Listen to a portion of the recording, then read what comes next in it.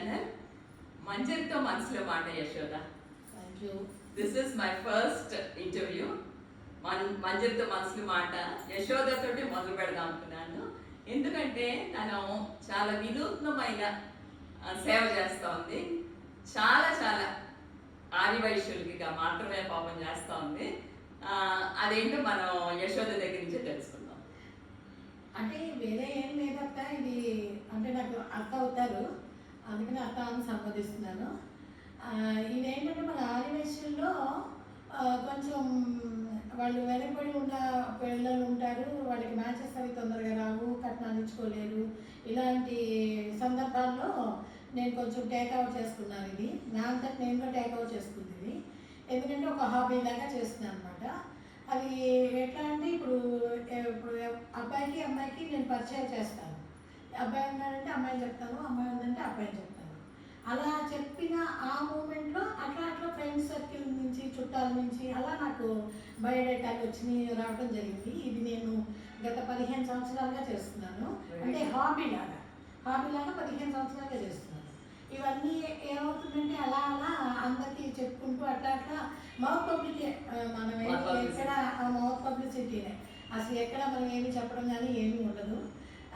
దీని సందర్భంగా నాకు చాలామంది ఆఫర్స్ ఇస్తూ ఉంటారు. అట్లా నేను చాలా మ్యాచెస్ సెట్ చేస్తూ ఉంటాను.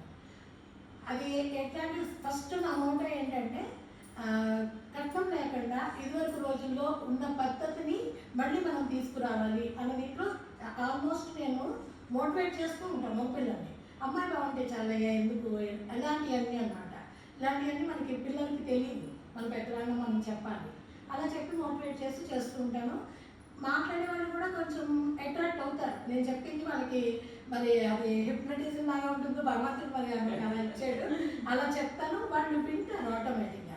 విని అలా చేయడం జరిగింది. దాదాపు ఒక 80 పెళ్ళిళ్ళ వరకు నేను కుదిర్చడం జరిగింది. అలా చేయటం అంతా హ్యాపీగా ఉంది. నువ్వు చేసింది ఇప్పుడు మా కోడలు తమ్ముడికి నీ పుణ్యమే. ఎందుకంటే 24 years వచ్చిన అదేంటంటే అవల అదేంటంటే నీ చేతుల మీదుగా నా ఇంటర్వ్యూ తోటి అది ఒక పాయింట్ ఏంటంటే ఇక్కడ టైం రావాలి. ఒకటి వాళ్ళకి భగవంతుడు ఒకళ్ళని సృష్టిస్తాడు, వీళ్ళ ద్వారా ఈ పనులు జరగాలి, ఈ పనులు ఈ వీళ్ళే చేస్తారు అనేది ఒకటి ఉంటుంది కదా.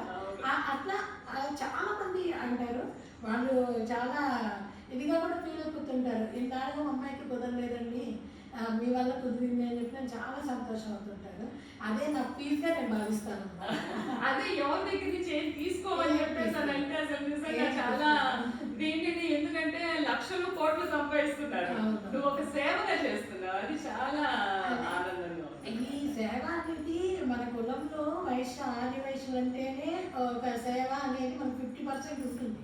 సో దాంతో నాకు వచ్చేసింది. దట్ మా ఫాదర్ కొంచెం Kannaiah garu ex deputy mayor Vijayawada, KKC industries. మా ఫాదర్ నుంచి నాకు అలవాటు అయింది. ఎవరైనా సరే ఇంటికి వచ్చారంటే వాళ్ళకి ఏం కావాలో అది 100% ఇచ్చేయడం మాకు అలవాటు. అది నాకు చిన్నప్పటి నుంచి అలవాటైంది. ఇది కాకుండా బందరు నాకు పెళ్ళైన తర్వాత మా మామగారు వచ్చేటప్పటికి ఆయన శ్రీ జీవి గొన్నయ్య చెట్టి గారు మచిలీపట్నం, ఆయన ఆదివేశంలో గొప్ప లీడర్గా చేశారు. సో అక్కడికి వెళ్ళిన తర్వాత మా నాన్నగారి దానికన్నా కూడా ఎక్కువ ఇక్కడ 2 వస్తే రోజుకి, అక్కడ 20 మంది వస్తారు రోజుకి. సో అది అలా అలవాటు అయిపోయింది. దాంతో పిల్లలు సెటిల్ అయిపోయారు. నాకు ఒక పాప ఒక బాబు, వాళ్ళిద్దరు పెళ్ళిళ్ళు అయిపోయింది, సెటిల్ అయిపోయారు, జాబ్స్లో ఉండిపోయారు అలాగా. సో ఇంకా మనం ఏం చేద్దాం, ఖాళీగా ఉండకూడదు, ఖాళీగా ఉండటం అసలు చాలా బ్యాడ్ హ్యాబిట్ అని నా ఒపీనియన్. సో అలా నేను ఇది స్టార్ట్ చేసి నాకు ఒక హాబీ లాగా పెట్టేసుకున్నాను. రోజుకి ఆల్మోస్ట్ 20 to 30 కాల్స్ మాట్లాడుతూ ఉంటాను, ఫోన్ కాల్స్. ఈ మ్యాచెస్ గురించి ఇట్లాగా డిస్కస్ చేస్తాను. వాళ్ళు కూడా అసలు నా మీద డిపెండ్ అయిపోతారు. అలాగా ఏం మాట్లాడాలండి, ఏం చెప్పాలండి, ఏం అడగాలండి అని. అలా నాకు ఒక ఇంట్లో ఒక మ్యాచ్ సెట్ అయింది అంటే అది నా ఇంట్లో జరిగినట్టుగానే నేను ఫీల్ అయిపోయాను, చెప్తూ ఉంటాను. అసలు తిరుపతిలో పెళ్ళి డిసెంబర్లో వచ్చి పిలిచి వెళ్ళారు. అది ఏంటంటే ఇప్పుడు మనం ఫ్రీ సర్వీస్ అనుకున్నప్పుడు కేవలం ఫ్రీగానే ఉండాలి. అందువల్ల నేను ఎవరిని ఇంటికి ఎంకరేజ్ చేయను అనమాట. కానీ వాళ్ళు పాపం చాలా అభిమానంగా రావాలి, వచ్చి మిమ్మల్ని కలవాల్సిందే అని అంటే వచ్చారు. నేను వచ్చి పిలిచి వెళ్ళాను. అది మాత్రం ఇప్పుడు నీకు నెంబర్ చెప్తావా? ఇప్పుడు మా ప్రేక్షకులకి ఇప్పుడు నువ్వు నెంబర్ ఇచ్చి అదేంటది ఏ సిటీస్ వాళ్ళు చెప్పచ్చో చెప్పండి. అంటే నెంబర్ అనేది నాకు కొంచెం ఇబ్బంది పడుతున్నాను నెంబర్ ఇవ్వడానికి. ఎందుకంటే కొంత నాకు అక్కర్లేని వాళ్ళు కూడా వేరే కులం వాళ్ళు వల్ల కూడా వచ్చేస్తున్నారు నా నెంబరు పబ్లిసిటీ అయ్యేటప్పటికి ఫోన్ నెంబరు. అందువల్ల నేను ఫోన్ నెంబర్ ఇవ్వడానికి కొంచెం ఇబ్బంది పడుతున్నాను. బట్ ఏంటంటే ఈమెయిల్ ఐడి కూడా వద్దనే అనుకుంటున్నాను. ఎందుకంటే ఇది ఎట్లా ఉండాలంటే ఒక ప్రొఫెషన్ అయిపోకూడదు. ఇది మనం ఒక దీంతో చేస్తున్నప్పుడు ఆ లెవెల్లోనే ఉండాలండి. అందువల్ల నేను ఇవ్వటం అనేది జరగట్లేదు జనరల్గా. అయితే ఇప్పుడు మీరు ఉన్నారు, ఎవరండి ఆవిడని మీకు కాల్ చేశారనుకోండి, మీరు చెప్పచ్చు. ఇప్పుడు అలాగే మీ కోడలు తమ్ముడికి అయ్యేటప్పటికి ఇప్పుడు ఆటోమేటిక్గా నాకు ఎన్ని వచ్చినాయి ప్రొఫైల్స్. అబ్బాయి బెంగళూరు కదా, బెంగళూరు నుంచి నాకు 10-15 ప్రొఫైల్స్ వచ్చేసింది. సో అట్లా అన్నమాట నేను కోరుకునేది అలాగే. అలానే నా ఉద్దేశం. ఇప్పుడే ఫోన్ నెంబర్ వద్దంటావు. వద్దులేండి. సో అసలు నిన్ను ఈ విధంగా చూడటం అసలు ఇక 100 గోల్ అన్నమాట. ఏది అది ఏదో ఒకటి ఈ సంవత్సరంలో అయిపోతాయి 100 గోల్. అయిపోతుంది. ఆల్రెడీ పెండింగ్ ఉన్నాయి, ఒక 15-20 వరకు పెండింగ్ ఉన్నాయి. ఆల్మోస్ట్ ఒక 7-8 అయిపోయి కంప్లీట్ అయిపోయి వాళ్ళు ఇంకా ముహూర్తాలు పెట్టుకోవటంలో ఉన్నారు. సో ఇప్పుడు నా కాల్స్ వస్తాయి. అయితే నా దగ్గరికి వచ్చే వాళ్ళందరూ చాలా పర్టికులర్గా ఉండాలండి. నేను మీకు మ్యాచ్ చేసినవి వాటిల్లోనే సెలెక్ట్ చేసుకోవాలి. నేను కరెక్ట్గా చూసి బ్యాలెన్స్ వేసి చేస్తాను అనమాట. అబ్బాయి బాగున్నాడు, ఈ అమ్మాయి సూట్ అవుతుంది, ఇలాంటివన్నీ చూసుకుంటాను.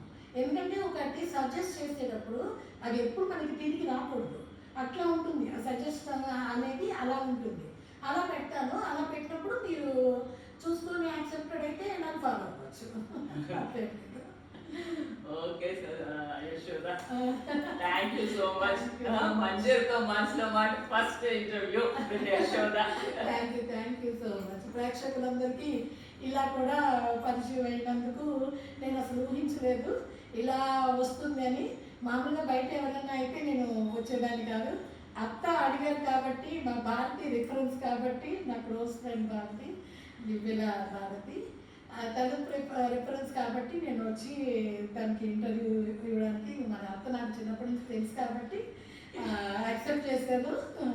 ఇది అందరికీ ఉపయోగపడుతుందని అనుకుంటున్నాను. మీకు ఎవరికైనా కావాలంటే విజయవాడ కొంజేటి కన్నయ్య గారమ్మ అంటే ఎవరైనా చెప్తారు. విజయవాడ యశోద అంటే ఆల్మోస్ట్ విజయవాడ 1 టౌన్లో అందరికీ నేను బాగా తెలిసిపోయాను. సో మీకు అలా కూడా వస్తుంది. అది. సో ఓకే, థ్యాంక్స్ అమ్మా. Thank you.